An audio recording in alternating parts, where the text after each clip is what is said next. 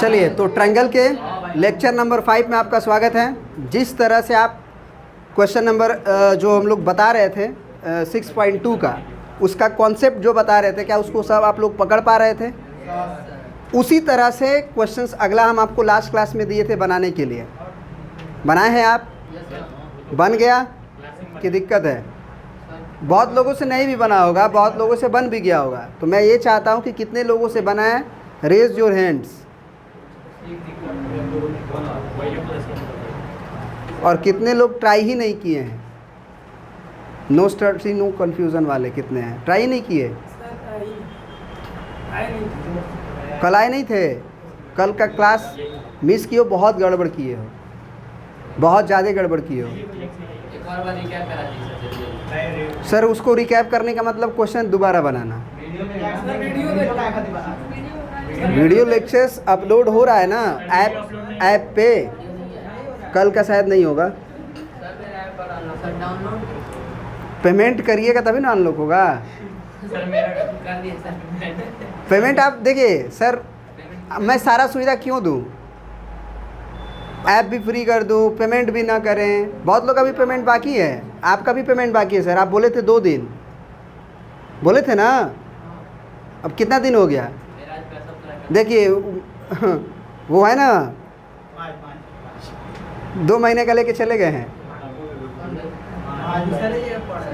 और दूसरे जगह भी पढ़ रहे हैं। अब ऐसे लोगों का रिजल्ट हो ही नहीं सकता है सर।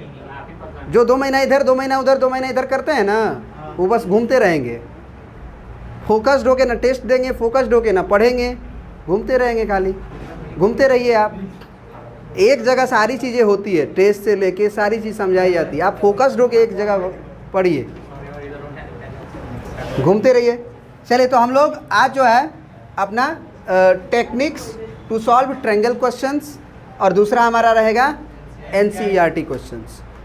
आप एनसीईआरटी क्वेश्चंस बना रहे हैं, लेकिन जो टेक्निक्स आप सीख रहे हैं सर, वो टेक्निक के बदौलत आप किसी भी बुक के क्वेश्चंस को चुटकियों में बना सकते हैं। आप उठा के कभी देख लीजिएगा, चाहे आरडी शर्मा चाहे एनसीईआरटी, क्योंकि जो कॉन्सेप्ट होता है सर उसी से क्वेश्चन बनता है। और कॉन्सेप्ट में कैसे क्वेश्चन पे डील करना है, सोचना है, ये मैं बता रहा हूँ। ठीक है सर? तो चलिए, हम लोग कल क्वेश्चन हम लोग का चौथा नंबर बताना था ना। कोई एक बच्चा बोल रहा था किसको रिवीजन करने के लिए। कौन सा बाबू? सेकेंड वाला। सेकेंड वाला तो इसमें उड़ गया होगा लग रहा है। क्या था क्वेश्चन? चलो मैं कल करा देता हूँ उसको, ठीक ना? फिर एक क्वेश्चन ये भी नहीं हो पाएगा। हाँ मैं कल बता दूंगा। नहीं तो फिर वंस अगेन आप लेक्चर को क्या करो, देखो।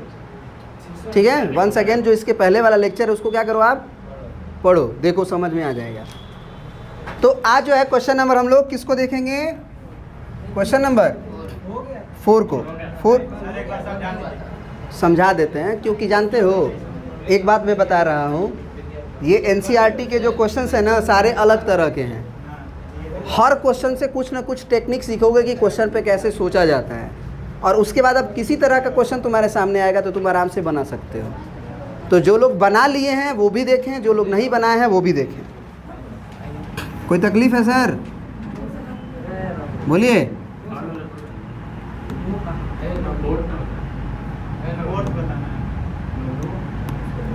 क्वेश्चन नंबर कौन सा देखना है हम लोगों को? चौथा। क्या कह रहा है? In figure 6.19 DE parallel to AC। Hello hello, board पे देखो भाई, मैं बता रहा हूँ ना, बोर्ड पे देखो। DE parallel to AC। पहले तो एक ट्रायंगल बना लो।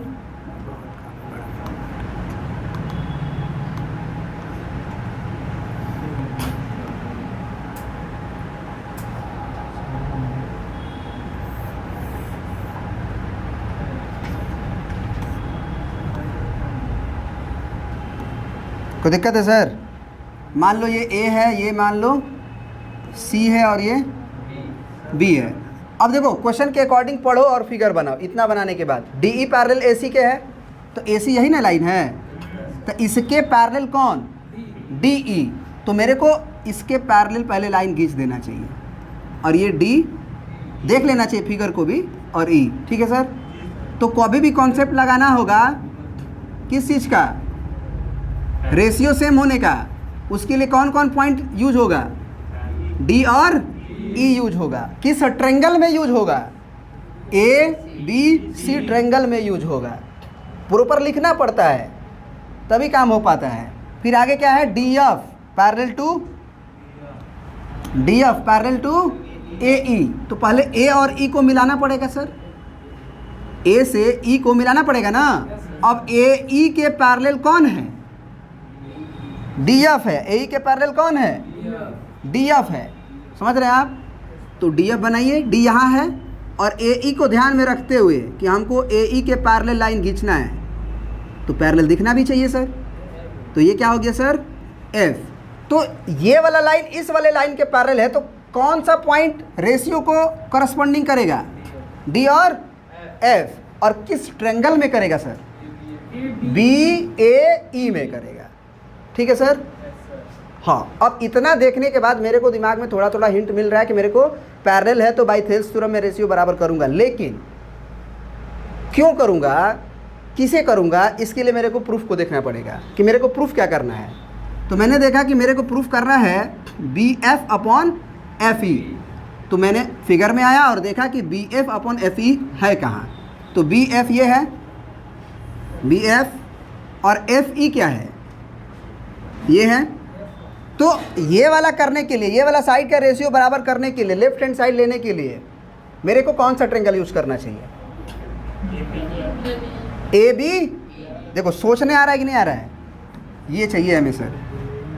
गिवन इवन लिख सकते हो, गिवन इवन लिख सकते हो। गिवन में क्या लिखोगे बताओ, गिवन में लिखोगे क्या, D E parallel A C and D F parallel A E, and लिख दोगे see figure, see figure.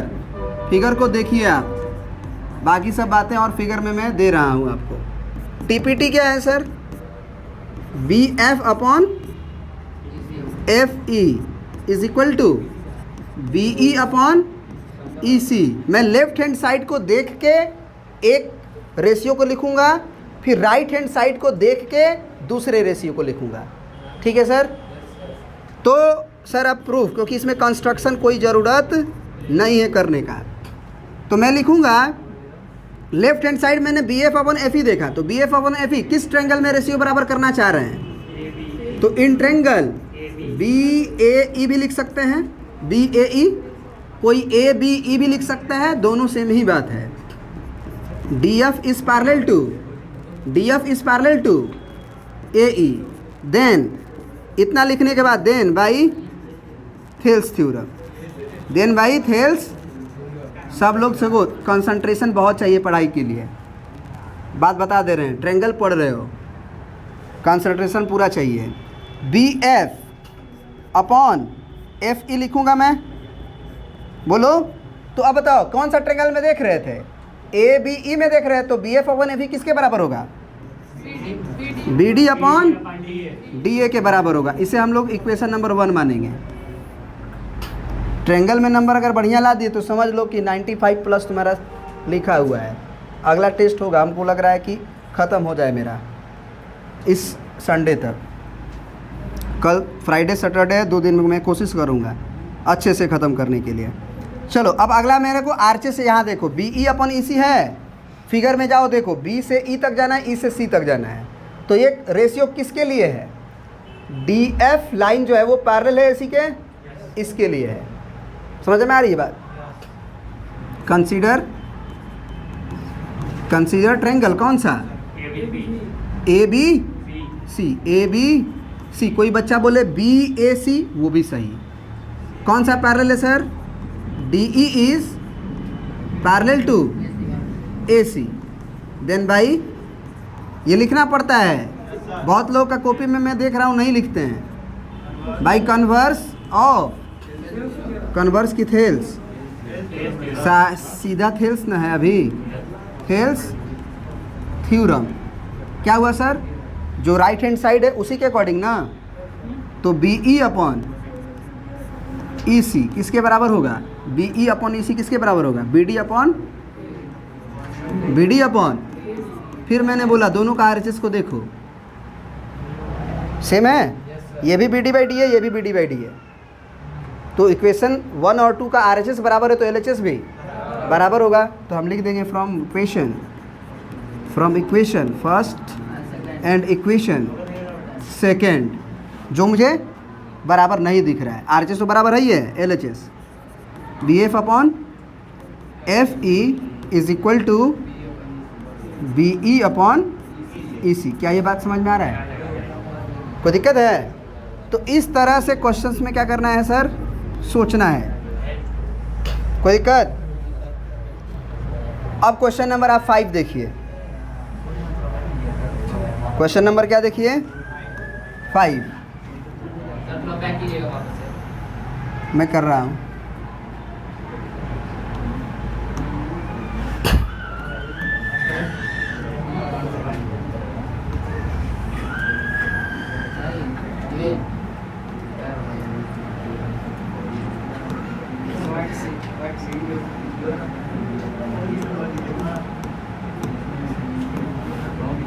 Question number 5, क्या पीछे वाला देखना था आप लोगों को? फोटो खींच रहे हो? मैं तो भेज ही देता हूँ ना सर, हम लोग अस्कती आदमी हैं, अस्कती आदमी, अस्कती। हाँ यार इंस्टाग्राम पे भी, मेरा इंस्टाग्राम का हैंडल कोई चलाएगा तो बताओ, मैं दे दूँगा। हाँ, और गलत सलत डाल के मेरे को ब्लैकमेल करने लगोगे तब। चलो हेलो हेलो हेलो, देखो इस क्वेश्चन को अगर समझ गए तो समझ लो तुम्हारा कॉन्सेप्ट बहुत ज़्यादा क्लियर होगा। और ये मत सोचना क्वेश्चन बन कैसे रहा है, ये सोचो कि क्वेश्चन में मैं सोच कैसे रहा हूँ। ये ज़रूरी है, क्वेश्चन पे कैसे सोचा जाता है ये ज़रूरी है, क्योंकि अगला क्वेश्चन में वो तुम्हारा जो सोचा जा रहा है वो हिंट करेगा कि कैसे अगले क्वेश्चंस को मैं बनाऊंगा। ठीक है, कह रहा है कि इस फिगर में DE जो है वो पैरेलल है OQ के। DE को देखो ध्यान से, मैं अलग फिगर बनाता हूँ, आप भी ऐसा काम किया कीजिए। जब भी क्वेश्चन आए, आपका फिगर भले ही दिया हो लेकिन उस फिगर को देखते हुए ही सही इसको पढ़ते हुए फिगर बनाइए। DE पैरेलल OQ दिया है ना, तो आप DE देख रहे हैं ये, बोलिए, और OQ देख रहे हैं ये, तो ये आपस में सब क्या है, पैरेलल है। तो मैं पहले एक ट्रायंगल बना लेता हूँ।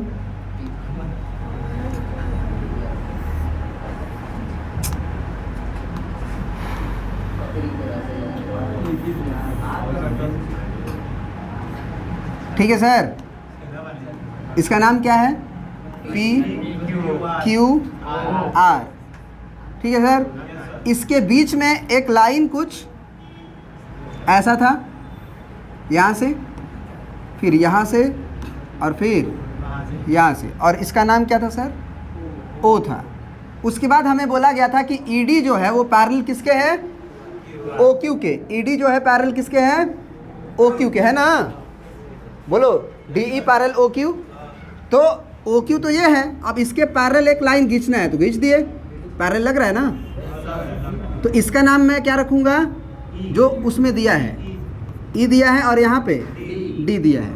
फिर आगे एंड एक और बात दिया, DF पैरेलल OR। तो OR ये है और DF कौन है? यही ना है, बोलो। तो ये हमारा F हो गया। तो ये दोनों बातें गिवन है, तो आप साबित करो कि EF जो होगा, EF सर कौन है? EF कौन है सर? ये E से F तक ये जो लाइन होगा वो पैरेलल किसके हो जाएगा सर? QR के। ये देख रहे हो ना? तो ये बात हमें साबित करना है, और हमें दिया क्या है? ED पैरेलल OQ और DF पैरेलल OR। तो जो दिया है उसके हिसाब से मैं तो लिख सकता हूँ ना। मैं मुजबानी देखो कैसे प्रूफ करता हूँ, तुम्हें दिख जाएगा, देखो ध्यान से, और उसके बाद मैं लिख दूंगा। ये लाइन इसके पैरेलल है, तो रेशियो कौन सा बराबर होगा बताओ? PE अपॉन EQ बराबर, अरे भैया PE अपॉन EQ बराबर PD ना। अरे भैया ये ना लाइन पैरेलल है इसके, तो इस ट्रायंगल में ना कंसीडर करोगे PD अपॉन DO, ये इक्वेशन 1 हो जाएगा। कोई दिक्कत है? अब उधर वाले ट्रायंगल में कौन सा पैरेलल था? DF लाइन OR के पैरेलल था, तो क्या लिखोगे? P, उधर वाला से लिखो PF अपॉन FR बराबर PD अपॉन। अब दोनों का आरएचएस को देखो, बराबर है, तो LHS बराबर होगा। तो जैसे ही LHS बराबर लिखोगे PE बाई EQ बराबर बोलो PF अपॉन।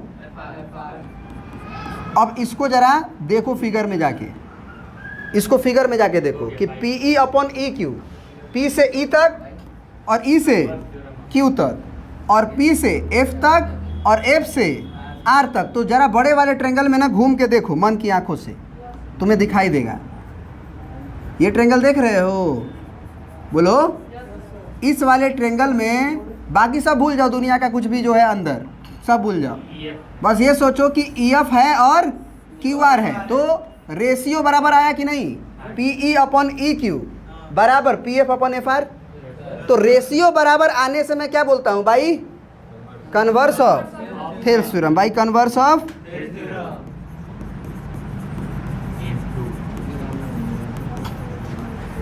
थेल्स।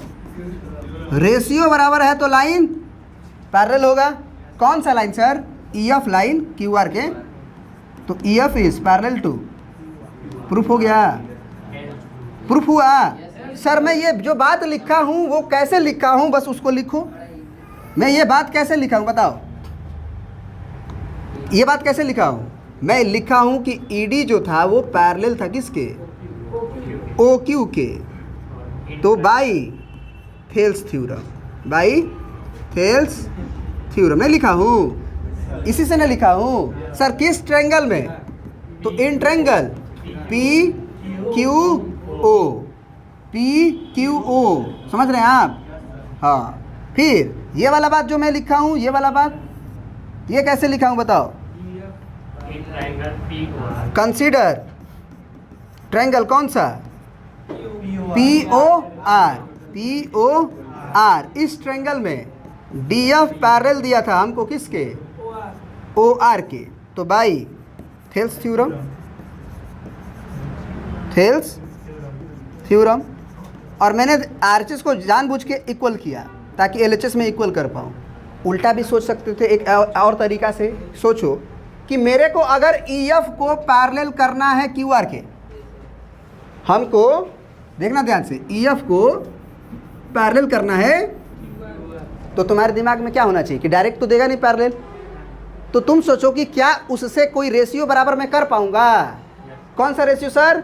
अगर किसी भी तरह से कोई भी दिमाग लगा के मैं PE डिवाइडेड बाई EQ बराबर PF डिवाइडेड बाई FR किसी भी तरीका से मैं कर लिया, तो मैं बोलूँगा ना कि रेशियो बराबर है तो पक्का ये लाइन पैरेलल होगा। वही थॉट प्रोसेस से तो ये किया गया है। क्लियर हुआ कि नहीं हुआ? चीज़ें समझ में आया? बोलो। अभी 5:08 हुआ है।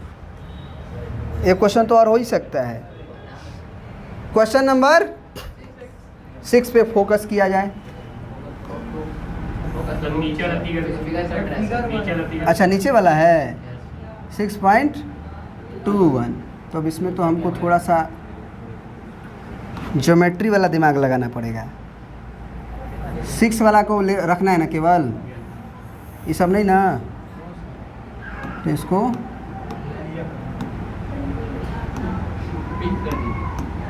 ठीक है, कोई दिक्कत नहीं ना है। वाइट करेंगे तो चमकेगा ना, ब्लैक ब्लैक में मिल जाएगा। अच्छा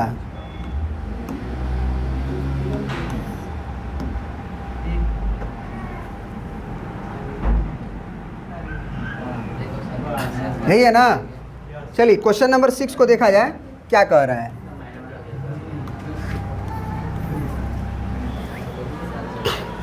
इस फिगर में ABC are points on OP, OQ and OR। तो देख लो OP कहाँ है? OP पे कौन है? ए है, देखो तो ओ पी किधर है, ओ है ये, पी है ये, यहाँ ए दिख रहा है ना जी सर। ओ क्यू पे कौन बैठा है, ओ क्यू पे बी बैठा है, ओ क्यू किधर है, ओ क्यू, बी यहाँ बैठा है, बहुत सही। एंड ओ आर पे कौन बैठा है, सी बैठा है, ओ आर दिख रहा है ना, C G sir. Such that A B parallel to, तो ए बी ए है और किसके पैरेलल है, पी क्यू के। जैसे ही पैरेलल दिया मन में क्या होना चाहिए, रेशियो में बराबर कर सकता हूँ। जैसे ही पैरेलल दिया मेरे दिमाग में क्या होना चाहिए कि रेशियो में बराबर। कौन सा रेशियो सर, कौन सा रेशियो सर, उस ट्रायंगल में जो, हाँ बताओ बताओ,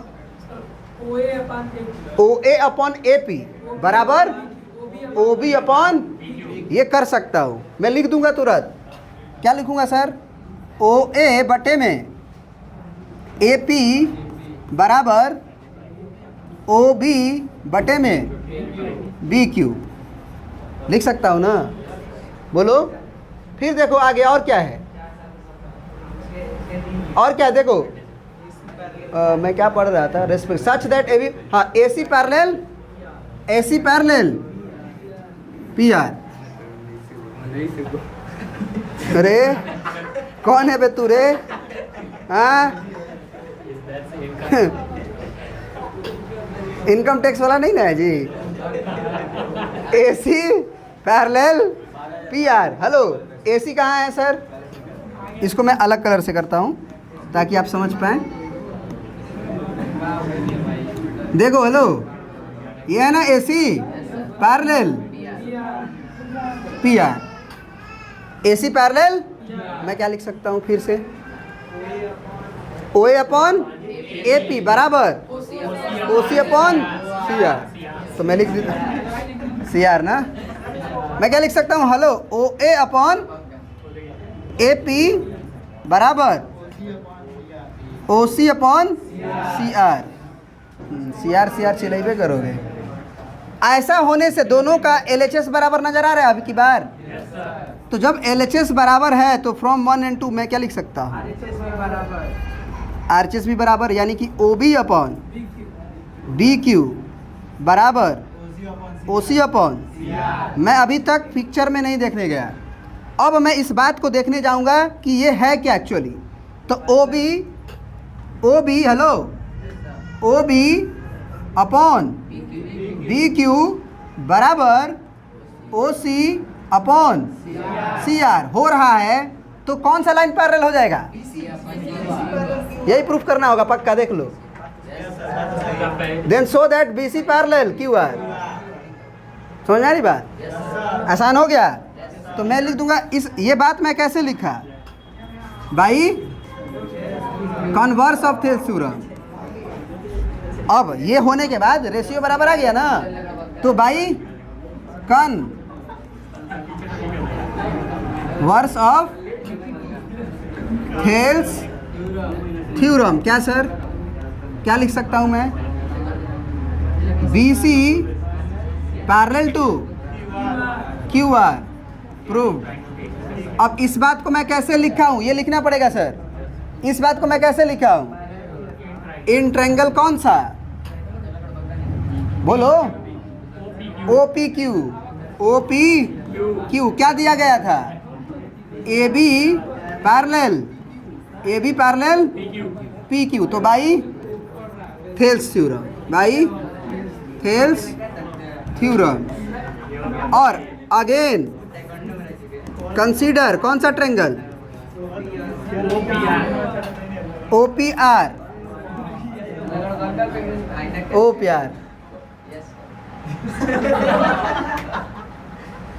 अरे ये वाला बात तो तुम लोग जान ही नहीं, अब तो 2 बार बोलोगे और गधा सब। कंसीडर ट्रायंगल OPR सर क्या है बाई, कौन सा पैरेलल है सर, AC पैरेलल PR, ये हमारा गिवन है। Then by Thales theorem. अब CR और PR दोनों मिलते रहेंगे। तो ये बात समझ में आ रही है, मैं बार बार बोल रहा हूँ कि आप लोग होमवर्क ज़रूर करिए, क्योंकि होमवर्क करने से आपका पेन जब चलेगा ना तब आपका दिमाग बोलेगा। समझ रहे हैं आप? दिमाग सोचेगा, बोलेगा, ढूंढेगा कैसे लिखूं, तो आप सीखेंगे। यहाँ पे डायरेक्ट आप नहीं सोच रहे, मैं सोचवा रहा हूँ आपको। समझ रहे हैं आप ना? तो आप लोग प्लीज़ करके क्वेश्चंस को बनाइए, ठीक है सर? अगर आपसे अपने आप से बना लीजिएगा क्वेश्चन तो वो एग्ज़ाम में कभी भी आएगा ना, भले ही एक बार अपने आप से क्यों ना बनाए हो, एक बार भी अपने आप से बिना हमारा सॉल्यूशन को देखे अगर एक बार भी अगर बना लीजिएंगे आप, तो एग्ज़ाम में भी क्वेश्चन आएगा तो वो बना लेंगे। क्योंकि खुद से जो सेल्फ स्टडी से ज्ञान प्राप्त होता है ना, वो नहीं भूलता है, क्योंकि उसमें हम मेहनत किए होते हैं, सोचे होते हैं। समझ रहे हैं आप? तो आज की क्लास यहीं पे ख़त्म करते हैं। बहुत बहुत धन्यवाद दिल की गहराइयों से। अगर हमारे चैनल पर नए हैं तो आप इस चैनल को सब्सक्राइब करें, दोस्तों के पास शेयर करें और दोस्तों के पास शेयर करें। क्वेश्चन नंबर 7 बताना है, देख लेते हैं।